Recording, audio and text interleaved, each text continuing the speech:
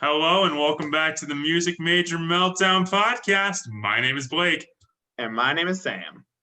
And today we've got your pre-Christmas episode because next time, Sam, 2 weeks from now, it will be Christmas. Really? It will be.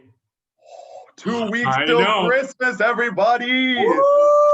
But this is not Christmas yet. But we still have got a great episode planned for you guys. And Sam, as always, are going to talk about a couple of our favorite songs. And we've got a little special treat at the end of it, a little pre-Christmas shenanigans, Discussion. I would say. Shenanigans, that's a better word than discussions. I'll take it. Yeah. But before we get into that, Sam, how was your week? My week was good. I, kept myself busy, all in all. Had a lot of work event type stuff happening this week. Sadly, not even Christmas related work events, but lots of good stuff going on, lots of fun music moments, some cool stuff in my teaching. I had a good week overall. I'm not gonna lie. I think it was a good week. How was your week, Blake? It's pretty good. Just kind of kept it low key this week. Past weekend, put up some Christmas decorations. Starting to watch some Christmas movies. Home Alone and Home Alone 2 should be coming up soon. Then Home Alone 3, right? No one watches Home Alone 3. Okay, if we need to have a serious discussion, people, do not watch Home Alone 3. Yes, I will. Just so we're clear, I did say that as a joke. I just want to make that clear to everybody. That was a joke. Home Alone 3 is awful. I've watched it once and regret it. I've ever watched it. Home Alone 3, people, is where people were like, yeah, we can pretty much just keep rehashing the script. And they got rid of Macaulay Culkin, Joe Pesci, and I can't remember. I can't remember the other guy's name. But anyways, they got rid of the burglars. They got rid of Macaulay Culkin. And it was terrible. Obviously, the comedy was in the actors, not the script. Well, I mean, part of it was the script, but don't watch Home Alone 3. Don't waste your time. Go watch the Santa Claus and the Santa Claus 2, and also don't watch the Santa Claus 3. But we'll have more on that next week, won't we, Sam? Yes, we will. A little bit more on that next week. Also, just a quick note for the listeners. This podcast is coming out on a Friday, which that is not the typical norm. We apologize. We were both feeling rather ill earlier in the week, and we just could not say that again. A little bit under the weather. Don't be concerned. It's not like we have COVID. It was completely for both of us non-COVID related illness, but we were under the weather on our typical recording day, and today was the next available time for the both of us to record. So coming to Friday. We really do apologize. We assure you that tip in the future, these will come out on Thursdays. That's our regular schedule. We're trying to stick with it. Thank you for being flexible with us this week. The next episode will be out on Christmas Eve. Christmas Eve. That is the Thursday, December 24th. You didn't need the date, the 24th. You really didn't, Sam. I think it just, yeah. I'm here to help you today, everyone. I'm here to help you. Oh, that's all I'm here for. And by you, I am talking about Blake. Blake needs lots of help. It is true. It is true. Yeah. Well, with that, let's get into the show. How about we do so? Yeah, I like it. Let's do it. All right. First coming up to the week. My songs of the week. And Sam, I think we can both agree the past couple weeks, or last 2 weeks ago's episode, we kind of talked about some bands that, are fairly new to us, or a little bit less familiar to us. And so while we do like the songs, maybe not as passionate about those. And this week we have picked bands that we are both uber passionate about. So my band this week is Soundgarden. For those of you that don't know Soundgarden is one of the big four in grunge music of the 90s. And one of the reasons I picked this band this week is because I wanted to show you guys why I hate Nickelback. And I wanted to, but seriously, I wanted to show you where grunge music started and why just today it's kind of watered down from where it was supposed, like what the prime of grunge was. Now, for those of you who are not super familiar with grunge, that's Nirvana, it's Pearl Jam, it's Alice in Chains, and it's Soundgarden. That's the big four of grunge, all originating from Seattle. And the two songs I picked today from Soundgarden are The 4th of July and The Day I Tried to Live. Now, Blake, I have a quick question for you. What is your With question? grunge, like you named some great grunge bands. I know that for sure. But what would you say is sort of the like defining characteristics of grunge music?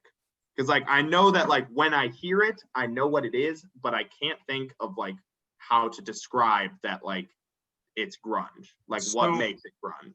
A lot of the reason it's hard to actually describe it is because really grunge is based on a time and a place more than it was based on an actual sound. Grunge was more of a movement, specifically in Seattle. It occurred in other places, but Seattle was the main movement in the 90s as counterculture to the hair metal of the 80s. They wanted to take out all the gaudy stuff, all the gaudy dressing up. They wanted to take out the stuff about basically romanticism and sex. They wanted to stop all of that shenanigans and they wanted to talk about lyrics that expressed, I'm serious though, they wanted to talk about people's selves. They wanted to be more personal about it. They wanted to throw out all the crap of, excess and lust and drugs and all this, and they wanted to be real with people. And they took out all the gaudy guitars, they tuned the guitars down, and grunge was not supposed to be commercial. Nirvana, Soundgarden, Alice in Chains, Pearl Jam to a lesser extent, well, actually, you could even maybe say Pearl Jam to the most extent, never expected their music to be popular. They never expected it to chart. The fact that it exploded when it did was a sign that people were also looking to get away from the excess of American music in the 80s. So it's a movement. But when you hear it, a lot of it is based on, sounds from the 70s mixed with metal, kind of tuned down, drop D, E flat guitars, focusing on a lot more, some technicality, personal, reflective lyrics. That's what grunge is about. Grunge is trying to get away from all that excess, but really also focus on a sound that is unique and that's not really associated so much with pop music that, like the R&B and hip hop that would rule the rest of the 90s, the pop rock that was typical of the 2000s, and especially not the 80s hair metal. And that's why I love Soundgarden so much. Soundgarden is just was such an interesting band. Of course, their lead singer, my favorite lead singer of all time, Chris Cornell, passed away a few years ago. And it still sucks to this day that I never got to see them live. But the two songs I want to talk about today, before I get too carried away, are The 4th of July and The Day I Tried to Live. So The 4th of July is just grunge at its purest. It is really tuned down guitars, specifically the guitar is tuned. So a normal guitar tuning is EAD, GBE. And for any guitar nuts out there, the guitars are tuned to CFC, GBE. And so it's really supposed to be low drowning pitches that, as Sam described, doesn't sound like much on the surface. And that's why you got to listen to these songs with headphones, because there's a lot of drowning, there's a lot of bass, there's a lot of just hard kind of slush and sludge with grunge music, especially this song. And then once you're hearing these just drowning, powerful chords, you hear Chris Cornell's baritone voice come in. And it's almost like this settling calm before the storm that's about to come in the chorus that's surrounding you. There's like this a little bit of calm when you're surrounded by a storm. And just there's a beautiful guitar tone that Soundgarden has that's just it's kind of almost reminiscent of a Led Zeppelin or Black Sabbath in a way. That's a band bands they were compared to a lot when they were coming out as like a darker version of Led Zeppelin, and the more modern version of Black Sabbath. And their guitar tones are like inspiring, but can be scary at the same time. And you have Chris Cornell with his baritone voice, and he switches up and goes an octave up to his falsetto, that high-pitched, breathy voice that we were talking about. And Chris Cornell has one of the best falsettos in all of rock music. Probably the best. I would say the best. I would say he's got the best voice in rock music. And he's just his voice is so fantastic. And he wrote this specific song, which is on Super Unknown, probably their best known album, with Black Hole Sun. That's probably the song everyone knows by Soundgarden. But he wrote 4th of July with he was on an acid trip. The lyrics mean like nothing. He was. I mean, that's just the truth of it. And he envisioned these two people were following him. And he wrote the song kind of in relation to the trip of like, this whole song is kind of like words that really don't relate to each other. Like, it looks like there's like these religious and occult themes with them. And Chris Cornell kind of came out, he's like, yeah, it actually doesn't mean any of that. It's just like, I wrote what it was like experiencing that trip. And there was like two people following him, one black, one red. And he would turn around and hear voices and everything, but then he'd realize there's no one there. And it's kind of just this kind of scary, almost doomsday-like sound in a way. And I don't know, part of it's kind of like maybe it's referencing back to an alternate version of what the 4th of July was.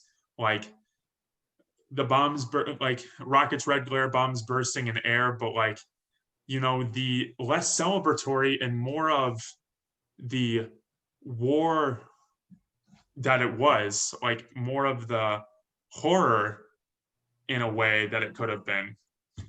So that's 4th of July. It's an absolute mind trip when you listen to it with headphones. Before I get too carried away again, I gotta talk about The Day I Tried to Live. This song is like, it might be a top 5 song of mine all time. I love The Day I Tried to Live. And you will look at the lyrics. Sam, can you possibly read just a couple of the verses for us? Yes. Make sure I get some of the verses. All right, I'll just start from the beginning. I woke the same as any other day, except a voice was in my head. It said, seize the day, pull the trigger, drop the blade, and watch the rolling heads. Keep going, keep going. The day I tried to live, I stole 1,000 beggars' change and gave it to the rich. The day I tried to win, I dangled from the power lines and let the martyrs stretch. Yeah. Read the next chorus too. I think Singing one more time around might do it. One more time around might make it. One more time around might do it. One more time around, the day I tried to live. The next chorus line after that, sorry. Words would you say never seem to live up to the ones inside your head. The lives we make never seem to get us anywhere but dead. I think it's one more. I'm so sorry, Sam. Thank you. Thank the day you. I tried to live, I wallowed in the blood and mud with all the other pigs. Yeah, and then the next one after that. Those are the ones. Like, I can't just read the whole song. I feel like we're bordering on copyright infringement. Okay. Like, we're not singing it though. Singing one more time around might do it. Okay, one more perfect. time around might make it. One more time around might do it. One more time around, the day I tried to live. Okay, so when you hear the lyrics to the song, you're probably like, what the heck is going on? Like, he's wallowing around in the mud, he's hanging from the power lines, like what is he doing? Like, this sounds like a song about somebody who's crazy. Well, you're kind of right. This song is about... I'm glad your version of me inside your own head is kind of right. I said none of those things. You just put all those words in my mouth. I'm saying, like, anyone who's listening to this right now probably thinks this person sounds absolute wacko. And you know what? The song is about somebody who kind of has some social anxiety, might have some mental health issues that kind of cause them to not like to get out with people, that they'd kind of rather woke up the same as I do every other day. You know, their ideal day is they stay inside. They don't do anything, because every time they go out into the world, they screw up. Every time they try to live a normal life, they screw it up. But this song is about, you know what? They might do life all wrong, but they're going to keep trying. They might end up committing crimes. They might end up doing everything absolutely wrong, breaking all the social norms, but they are at least going to conquer their anxiety enough to go out there and keep trying every day. So it's really an impactful and powerful message about like, even in the worst of situations, just try to live. Just keep trying. One more time around. Keep going. Just keep going. Trying to live is better than not trying at all. And the sound of the song is so beautiful.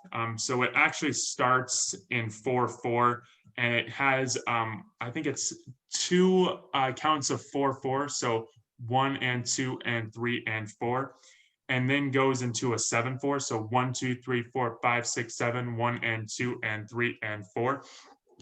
And the time signature really gives the song an added value and added flavor. And my favorite part of the song, the riff. You hear the riff at the start, it's slow. It kind of contrasts a lot with the bass line that's about to occur and really drive the song the whole way through. And then the tempo picks up, like as soon as that guitar line's over, bass line going through, but you hear that guitar riff again. And it's kind of underlying with everything because there's so many chords that are kind of blaring out in the chorus. And the riff is double timed.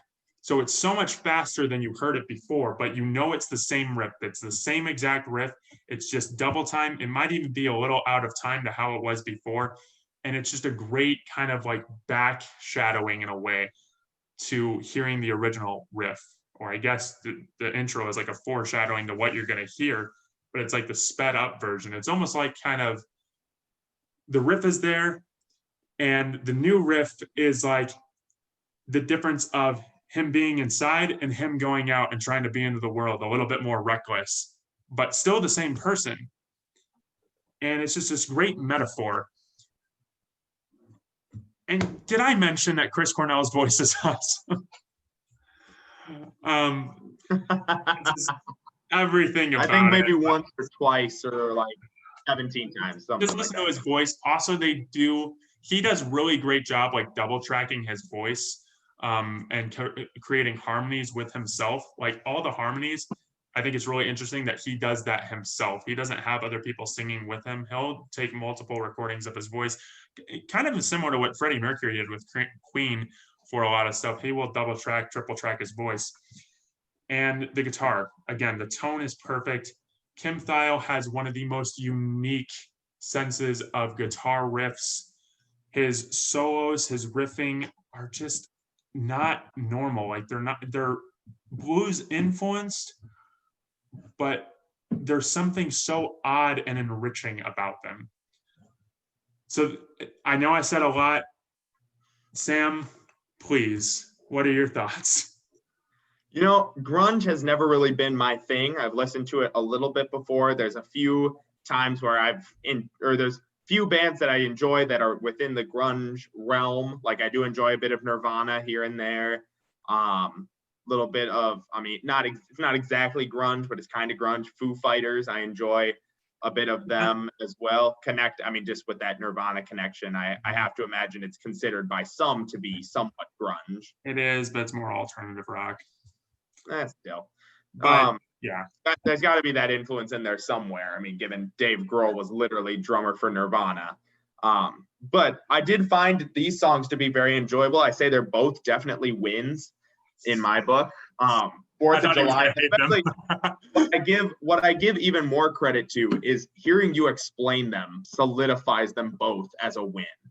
That I respect the just total drug trippy 4th of July, this song has no meaning. It just sounds cool. I wrote words because songs these days have to have words. It's a drug trip. I totally respect that. And I think that's pretty cool. And then reading the lyrics with that lens, it's oh, there really isn't a deeper meaning behind all of this. It's just I was tripping on acid. This is what I saw. This is what I felt. Yeah. This is not a deeper meaning. This is just literally what I experienced when I was really, really high. Which can be so powerful. Oh. Yeah. And I respect that a lot. And then hearing Day I Tried to Live, I sort of, when I had like read the lyrics and listened to the song, I took sort of almost like I interpreted it wrong in that I sort of heard the opposite, that it was like, oh, like, just like, I'm just trying to live, but I can't do it. I should just die and all of that. But Yeah, then exactly. That's what you hear. hearing you explain it though, and like going deeper and like really reading the lyrics, I'm like, I totally see that now. And it's very like cool. I never thought of grunge as being empowering, but I feel empowered by that song. So yeah, these are definitely both wins. Soundgarden, I've enjoyed Soundgarden ever since perhaps another one of their better known songs that maybe you don't realize how better known it is they actually have the main song at the end of the first Avengers movie. Live to Rise. I have jammed that song so much, especially back when I was in like early high school. I was all over that song because just what a just And you know what's funny about that? I'm not going to go too far into it. They were kind of thinking to themselves, okay, like we usually write kind of weird stuff. We need to make this a little bit more normal for a wider audience. And they still managed to write this weird song that's kind of got this weird syncopation.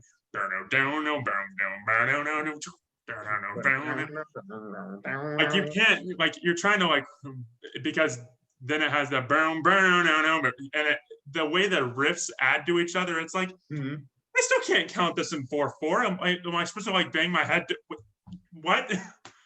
But it's so perfect. Like it fits so well. Honestly, I could see like I love that it's at the end of the movie. I could also like you could have put it straight in the middle of the movie and it would have worked as well as an AC/DC song does for Iron Man. It's awesome. Exactly. Yeah. So shout out to Soundgarden. You're gaining a new fan in me, at least today. I'm enjoying it. I'll look in a little deeper. I am so happy. Oh my gosh. Oh man. Okay. Well, Blake, Sam, I hope the same. Time, I think yes. I hope that just gonna say we're talking over each other. I hope the same goes for you with my band, because I know you've listened to a little bit of them before, but my band and my songs of the week. Songs of the week. Here we go. My band that I just am in love with is AJR. He is in love with AJR is one of my favorite bands. I was so heartbroken. I was gonna go see him in concert over the summer. I had like a friend had already bought my tickets and I hadn't paid him for them yet, but it was still like months out. Obviously, the concert was supposed to be in August. And they canceled it, obviously because of COVID. And I mean, man, like, are you sure it wasn't because you didn't pay your friend? It's probably why it all happened. Yeah. Oh, okay. I didn't pay my friend, so we're in a global pandemic. Thank you for finally admitting it. Now we can get on with our lives. All right. So the songs I picked specifically come from AJR's album, The Click. Now, I am a huge fan of The Click. I think it is one of the best done albums I've ever heard. So like, especially I've mentioned before, I am a huge lyrics guy. I love lyrics to songs almost as much as I just love the music itself. And sometimes like great lyrics can make me listen to a song that I don't think has the greatest melody. The Click, I think, has some of the most clever lyrics I've ever heard, so much so that when I was in college, I wrote a 10-page paper on the lyrics in some of the songs on The Click and just the general message overall. I mean, I'm proud of that paper. You got an A on it, right? I think so. Something like that. You an A. Well, thank you. Thank you very much. You're welcome. But A for AJR. Oh my God. Let's edit that one out. All right, jumping in. My two songs I picked are 3:30 and Come Hang Out. So the whole album is based off of their experiences in the music industry. The whole thing is their experiences in the music industry. I'll talk about how just talking about the title of the album, The Click, plays into that. But first, 3:30. The lyrics in this song are the biggest slap in the face to the music industry I've heard in a long time. The song is called 3:30 because of how music standards for radio play and just across the board have said that a song that is 3 minutes and 30 seconds is the ideal length for radio play. And honestly, if you go longer, if you go longer or you go too short, you're not really hitting it. 3:30 is what you should be aiming for. And they open talking about how they cannot get the messages they want to get into 3 minutes and 30 seconds. They start, never spoken with my mouth full. Yeah, that's a mouthful, and I'm doubtful that I could get these lyrics out, because I think fast, but I sing slow. If I ever started rapping, they'd be laughing, they won't believe me, but I got so much I want to say, so I'm thinking rappers, they got it easy. I'm going to skip the next verse. I love that other verse too, but the chorus hits the point of what they're talking about. Listen to my aching heart, quick before you skip the song. We are human after all, and we don't stay for long. Somewhere along the line, they talk about too, in the next verse, you want to skip it if it's wordy, but fit the whole song in 3:30. So talking about fitting the entire song into 3 minutes and 30 seconds, but you want to get your message across and you have to use the words to get the message across. You want them to feel what your heart is feeling before they skip the song because it's way too wordy and way too hard to understand. And one of my favorite just call outs to give a shout out to it. One of the lines they use towards the end is a adjustment. I can't remember. Blake, remind me. Like when you change the words to the chorus just a little bit, like it still feels and sounds exactly like the chorus in terms of notes, but you change the words. Is it troping maybe? That might be right. I actually don't remember. Okay, I We're think music majors. We should know this. Come on. The whole point of this podcast. My God. No, I think it's troping is when you keep the same melody but change the words. They changed the chorus at the end to listen to my aching heart. Will you keep this record on? If Ed Sheeran writes my songs, I'll finally top the charts. Like just a call out, like not dissing on Ed Sheeran at all, but anything Ed Sheeran was touching was being played on the radio no matter what. Seriously, that has always just like the power of like a name is annoying in the music industry. Like as soon as somebody has a big hit, like what were we talking about earlier? We were talking about just in reference to that same idea of like just putting someone's name on a song will sell it. The song 4 or 5 Seconds by mainly Kanye West and Rihanna, but featuring Paul McCartney is on there on guitar. They market the easiest guitar part in the history of ever. Like, and Paul McCartney knew it. Like Paul knew that like he wasn't doing anything on it, but they put his name on there to like try to get the older audiences also listening to it, so it would have a huge commercial appeal. I think they tried to get Paul to sing on it, but they wanted him to be auto-tuned, and he's like, no, I'm not doing that. Yeah, but just putting his name in that song in 4 or 5 seconds, like, made the song sell way more because people are like, oh, Paul McCartney. I love Paul McCartney. And they'd buy it, listen to it a bunch, all sorts of stuff. And it's the same idea here. If Ed Sheeran writes my song, I'll finally top the charts. Because if Ed Sheeran wrote it, it's got to be good. Even if it was completely written by someone else, just saying that Ed Sheeran wrote it, or even rumors associated that Ed Sheeran possibly wrote it, will give a song more cred just because of name value alone, because Ed Sheeran's a popular artist. We're not dissing on Ed Sheeran here. We're dissing on how the music industry sometimes inflates songs based on name cred alone. Exactly. So I love this song. I could talk about it forever. But the last point I want to make before I move on, perhaps the most I don't know if they did it intentionally. I don't know if it was a version I just listened to, but whatever. The best clap at the music industry in this song is that the length of the song is 3 minutes and 30 seconds. The song is actually like they said all of this stuff that they wanted to say that I've been talking for way too long about. They did it in 3 minutes and 30 seconds, like as they're criticizing that. And it's like, I love that duality in AJR, that they meet people where they're at with what they expect, but they're also not afraid to say, okay, yeah, we get you expect that, but that expectation is not good. Like, you need to move away from that. So I love this song for all of that. And it's those themes that kind of work their way throughout the whole album. That you have a song called No Grass Today that's all about like saying that they don't personally smoke weed, but if people want to smoke weed, go for it. Who cares? And like, I'm with it. From everything I've heard about weed, I have not The personally most drugs we've ever talked about on the show before. What'd you say? The most drugs we've ever talked about on the show. We got acid, we got weed. What's next? I personally would never touch weed, but I'm not going to be critical of people who do, because that's just the choice they make.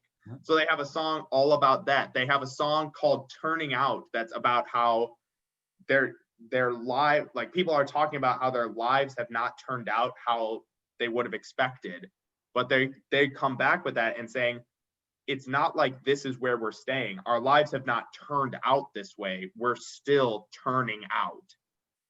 Like, what I find, and I don't want to like put you too off topic, but you know what I find interesting just about them with 330 is that they're like, we're doing this because we do like to do this, we're on the verge of like being a little bit more indie, but still liking pop music.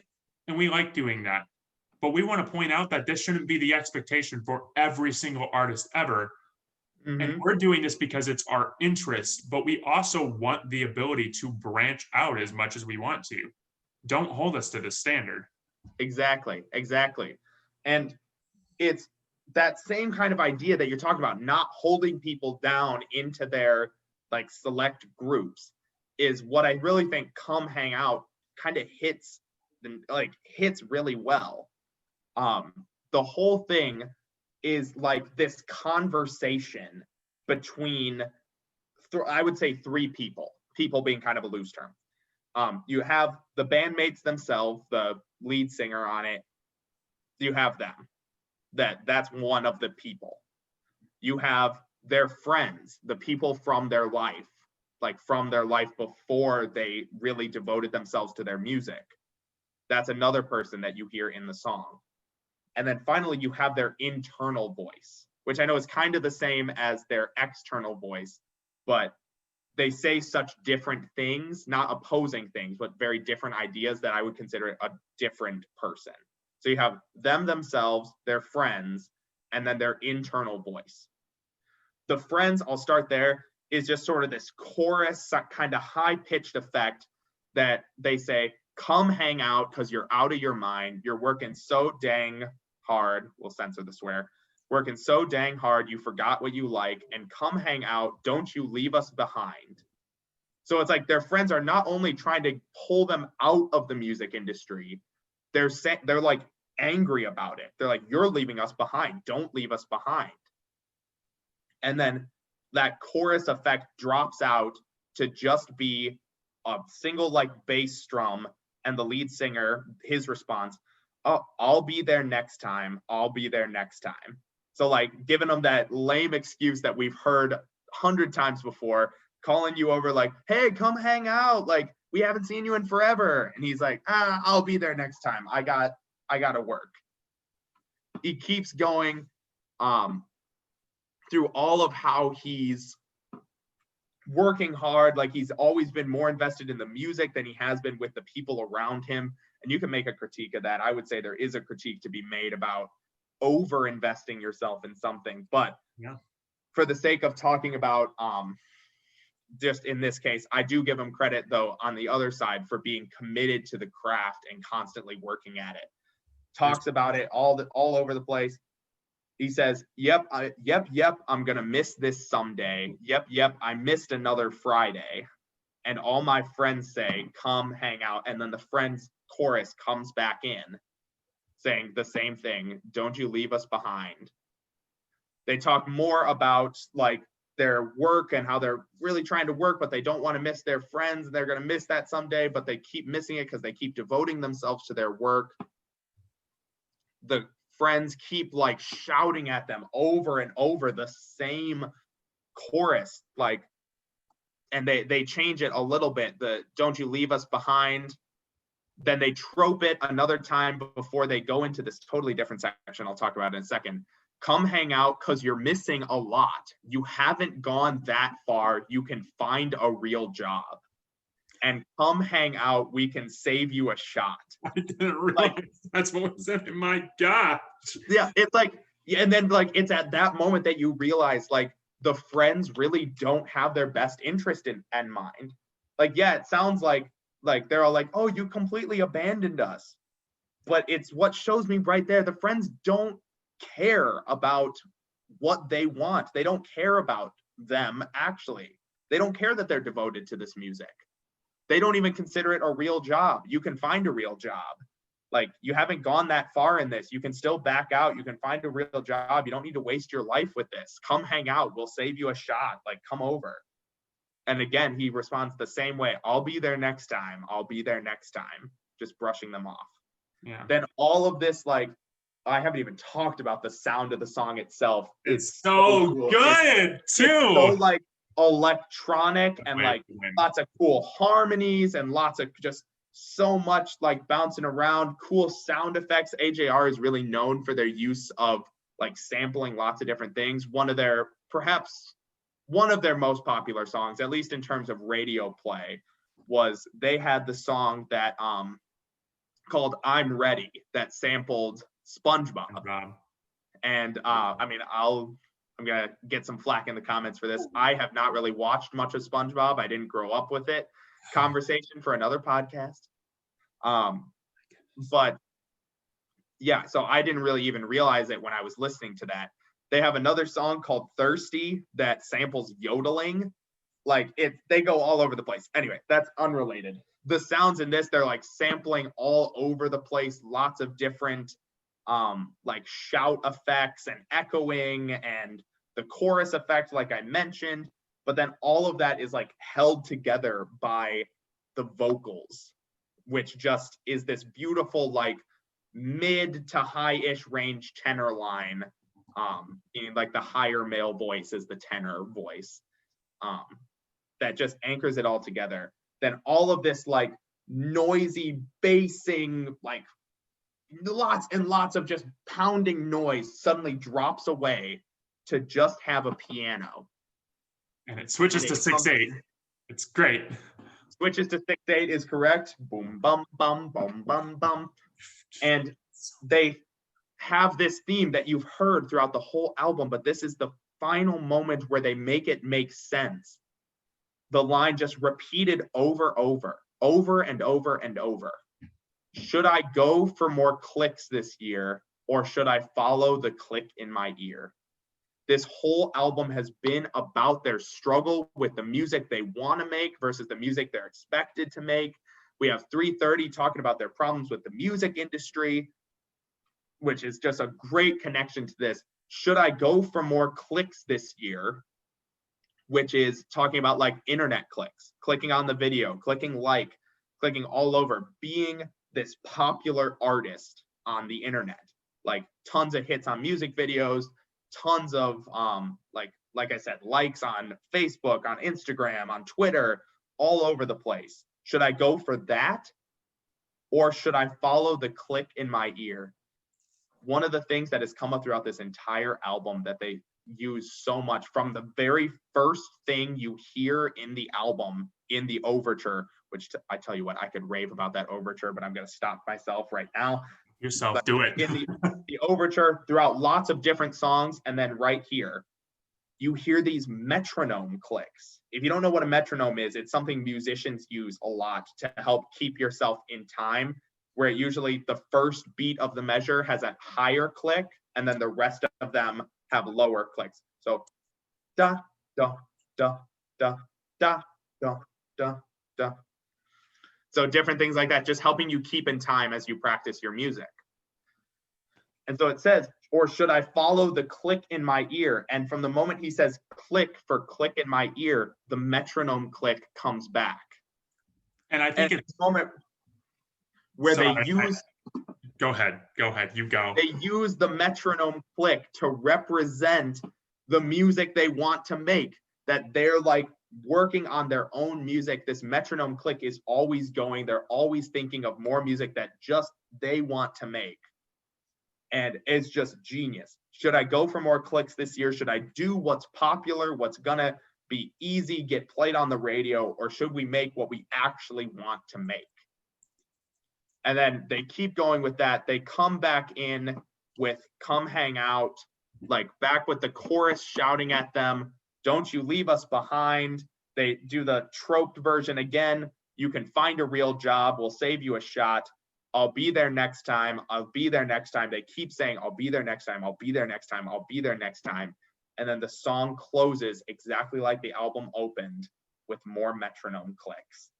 And it is just the most fulfilling musical experience. One of the most fulfilling musical experiences I've had is just this album, the click on the whole, especially these two songs. I love it. I've talked for way too long. Blake, what are your thoughts? Well, no, seriously though, like we kind of expected this was going to happen. We're just both so passionate about the bands we're talking about today. And specifically when you mention those clicks, it's funny too how symbolic that is. Like they're like, we're going to start dancing to the beat of our own actual drum, like the physical drum. We are going to write music how we want to. We're going to write our own beats. We're sick of like people telling us what to write and what we are and what we should become. Like, this is what we're going to do. We're not going to limit ourselves to just the instruments that people have told us are what makes good music. Exactly. We're going to like I said, screw it. We're going to put in SpongeBob. Screw it. We're going to put in yodeling. Screw it. We're going to put in trumpet that we modulate all over the place. So it has a, like almost like it's impossible for a real trumpet player to play the trumpet parts that they put in. And you know what I think is actually cool? We have found such a key relationship between AJR and Soundgarden, actually, because Soundgarden wanted to do the same. Like, again, Soundgarden was revolt to the 80s. AJR is revolt to modern pop. Like, Soundgarden never wrote a song probably in under 3 minutes and 30 seconds. Both the songs that I have today are like over 5, maybe 6 minutes long. Like, I think they're all like 5.5 or 5:50, somewhere around they there. never cared about writing a single. The idea of the single is so frustrating because it literally limits musical integrity. I have always been a proponent of don't just listen to stuff on the radio, because sure, it can be good, but just because it's on the radio doesn't mean it's the best music. It means it's the most easily commercial because they can play more of it and it's more appealing to a wide variety because it's generic. If something is not on the radio, folks, that's not a reason to reject it. That is a reason to explore it and see for yourself if you like it, because chances are you are going to fall much more in love with something that you didn't hear on the radio and that you discovered yourself because it's something you actually sought out yourself and found enjoyment in, not something that was hand-fed to you and processed. Wow. Preach. I know. Preach. I know. That was a lot of anger that came out there. Yeah, it was. Are you working through something? Are you okay? That's why I love Soundgarden. Soundgarden wasn't afraid to test the musical limits. That's why they do the weird tunings. That's why they do different time signatures, because they didn't write to appease anyone. They wrote what they felt, and they didn't even write to be weird. They just wrote what they thought sounded good, and what sounded good sometimes was just weird and more unique, and that's more appealing to me than listening to generic pop music. I got one more thing to share, actually, and it's okay. Go for it. It was on Spotify when I was listening to "Come Hang Out." It's in the Genius lyrics, and the lead singer of AJ, his name's Adam, right? I think it's Alex. Okay, so one of the members of AJR. I should know. Yeah, come on, man. I know. Uh, I'm not good with all band the members members. of I Soundgarden here are like, it was Adam. Adam, Jack, and Ryan met. They're three brothers, as a matter of fact. I love those. oh, I didn't actually know that. So Yeah. Adam specifically said, when we're writing for others, if there's another producer in the room, they'll push us in the direction of what's on the radio or what's the top hits on Spotify. We're focused on, let's write about something personal and also say it in a way and make it sound like it hasn't been done before in pop music. And that is exactly what I love about them too, is there's so many artists that write these songs that are like just like generic because Done before. They are meant to cater to common human experiences, which, you know, like, fine. I'm not going to criticize that because I get it. You like, yes, you could argue about how they're doing it just to be popular and to be heard, but I do understand the desire to want your music to be relatable. So what can you write about that is relatable to everybody? But like, just don't write about that. Yeah, go ahead. What I was going to say is what I think makes AJR so great is that they write about something that technically the topic is not that relatable. They're writing about their critiques of the music industry, their experiences like with a really successful first album and songs that people really enjoyed and were played on the radio. And then this is jumping ahead to their third album, Neo Theater. They talk about how they achieved a lot of success with The Click, like with how popular that got and how many great songs there were off of it. They got played on like alternative charts, on some on the pop type charts, but sort of all over the place. They got played a lot. They talk in Neo Theater about like, what do we do next? Like, genius. That'll be a whole other discussion. If I go too in depth on that, I'm gonna lose. Anyway, sorry. But I love that album too. But I love that on this album they make it relatable by talking about something that is unique to them, but giving their experiences with what is unique. It is more relatable to, I would say, it's more relatable to me to sort of make a comparison. We can relate to superheroes. That is not something that should happen. Their experiences are vastly different. They're fighting supervillains and they're flying or climbing on walls or doing all this stuff. But yet we love the stories because we can relate to their struggles. AJR does the same thing with their music on this album by, instead of just pandering to like, here's a love song, because like, you've been in love, right? They write stuff about like, we're really struggling dealing with the music industry and we wrote music about that. And I can listen to that and hear like, yes, I have struggles in my life too. I have people who I don't like dealing with, standards that I don't like having to meet and achieve, all sorts of things. They make music that, at least to me, is more relatable because they focus in on what's actually important to them. Exactly. We should never, as humans, be able to replicate exactly to somebody else's feelings. We should always be able to relate.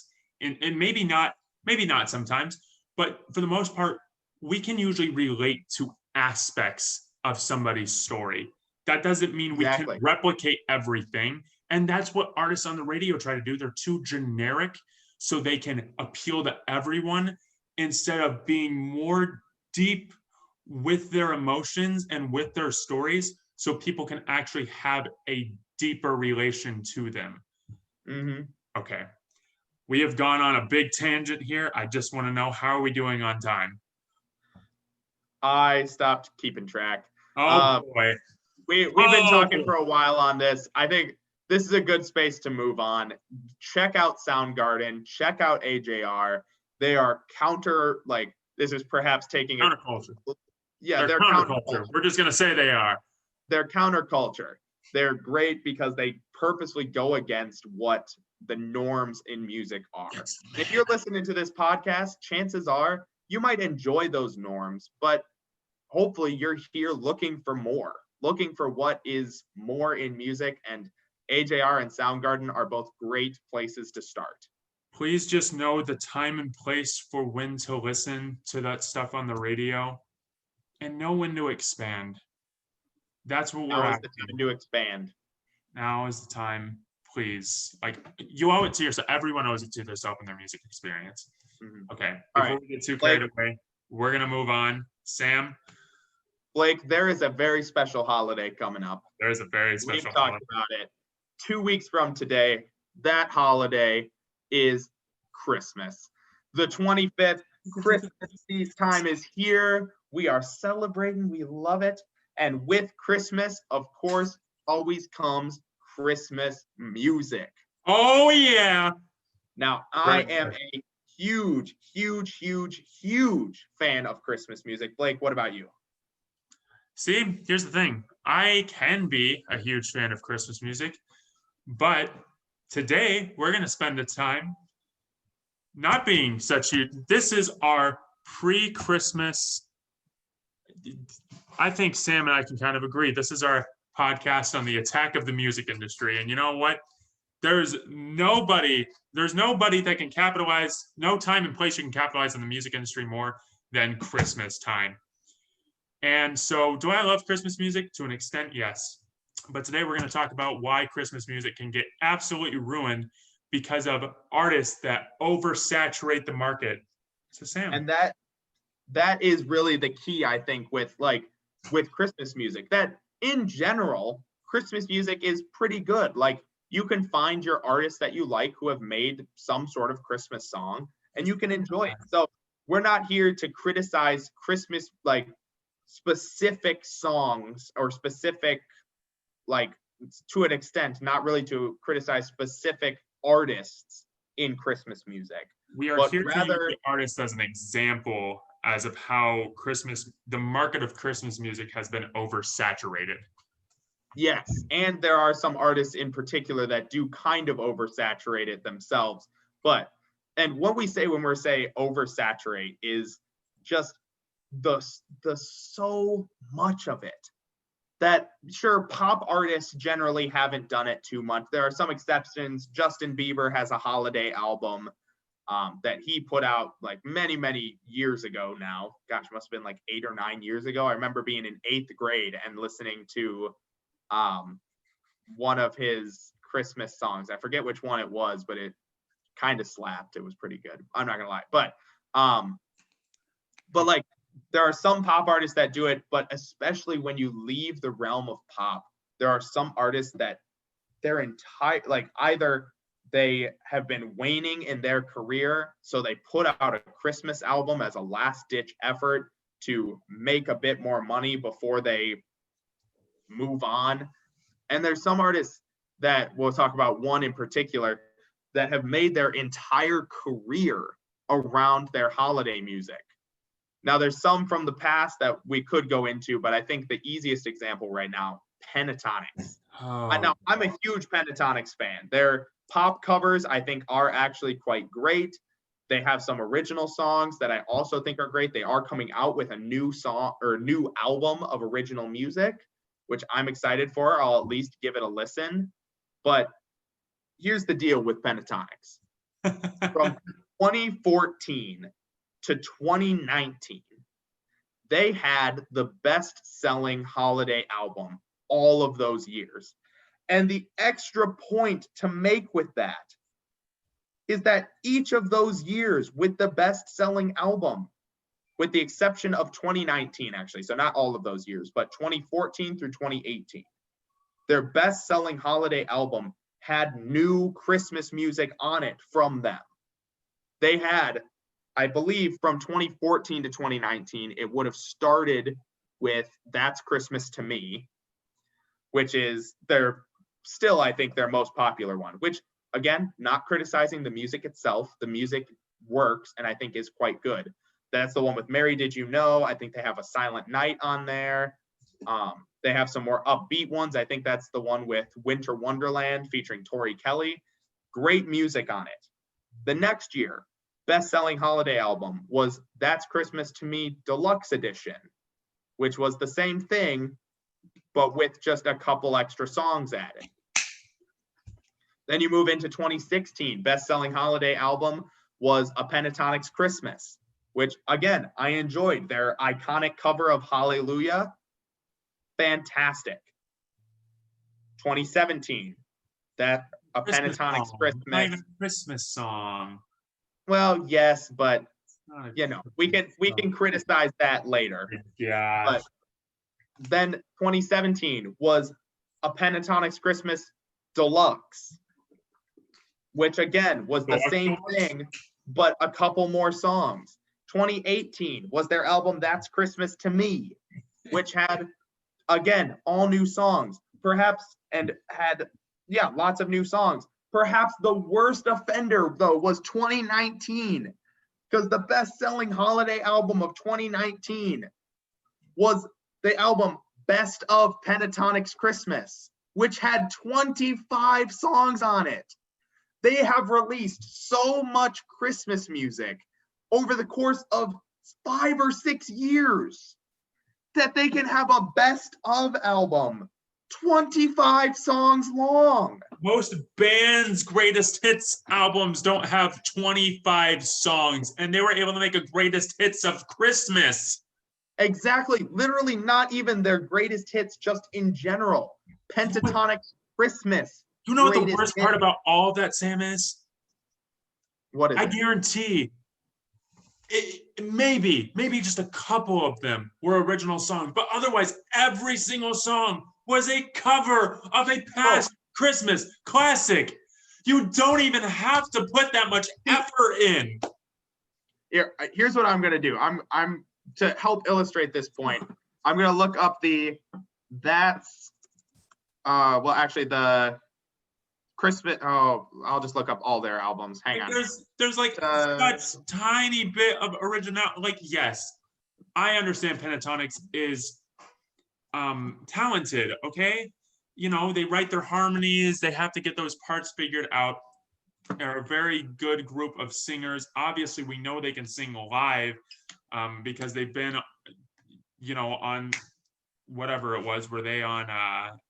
They were on. Oh, the Sing Off, I think it was the a cappella competition show that was on for like 3 seasons, but they were the one group to like really make a big off it. Yeah. Okay, here's the point I'm looking to make with this. Here is like from their first Christmas album that got really popular. Here are some of the songs off of it. Hark the Herald Angels Sing, classic. Sleigh Ride, classic. Winter Wonderland, classic. Mary Did You Know, absolute classic. Silent Night, so great. It's amazing. Like all of these classic Christmas songs. To put in no work for them. They're 20, well, yes, but we can criticize covers maybe another time because I'm not even criticizing covers. I'm criticizing that they have made so much money off of just being able to make an expansive amount of covers because it's a Christmas album and everyone wants to buy them. The point we have made is that, you know, if you buy a kid a Christmas album for Pentatonix in 2014 and they love that Christmas album, guess what you're going to do the next year? You're going to buy them the deluxe edition. And then when Pentatonix releases another album a year later, you're going to buy that one for them too. And so they've literally gotten into the cycle of being able to release one, and you're going to have such a carryover for people buying them, even if there's like not that much new music on it.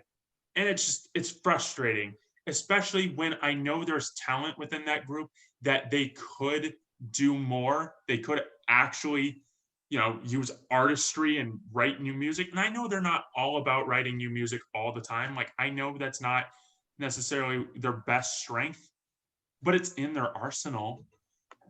They don't have to always do Christmas music. They don't have to capitalize it and cause a saturation of music where we're sick of listening to Christmas music at points because we hear the same 10, we hear 10 different versions of the same song and none of them are as good as the last one.